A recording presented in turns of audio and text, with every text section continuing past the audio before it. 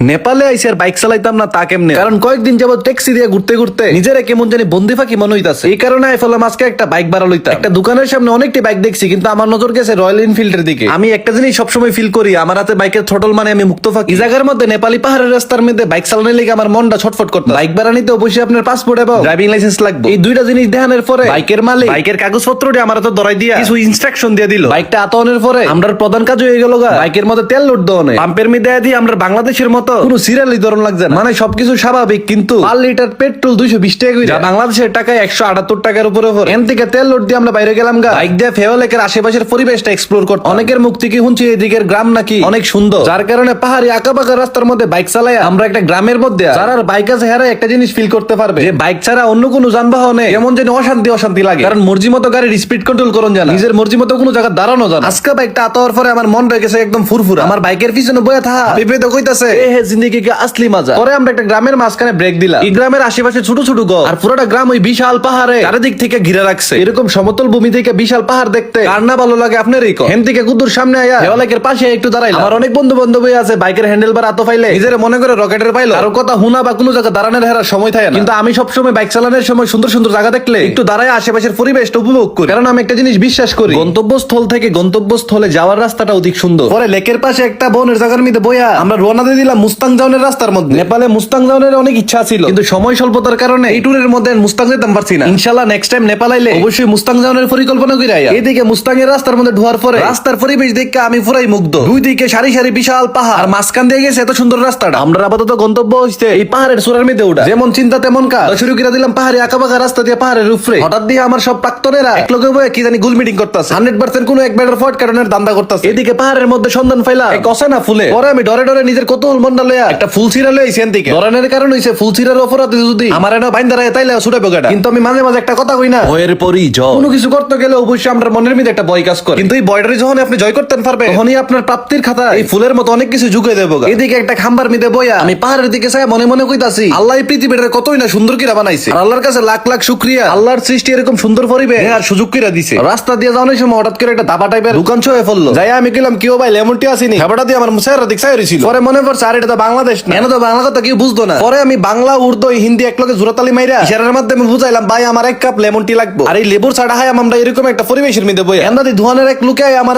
কেমন আছো, আরে কি তারে হেরা বাংলা কথা কেমনে। পরে লুকে কইলো এনো নাকি বাংলাদেশে অনেক কাস্টমার আয়া চা খায়, হেরা লগে কথা কইতে কইতে এরকম বাংলা কথা শিখে লাইছে। পরে আমরা গরম গরম লেবুর চাটা খাইয়া আবারও শুরু করে দিলাম আমাদের সাফা। শেষ বিকেলে এরকম পাহাড়ি রাস্তার মধ্যে বাইক চালানোর সময় যখন আপনি আশেপাশে একটু তাকাইবে তখন আপনার বাইক চালানোর থেকে বেশি ইম্পর্টেন্ট মনে হয় এরকম পাহাড়ি রাস্তার মধ্যে একটু দাঁড়ানোর লিগে। যেমন কথা তেমন কাজ, রাস্তার সৌন্দর্য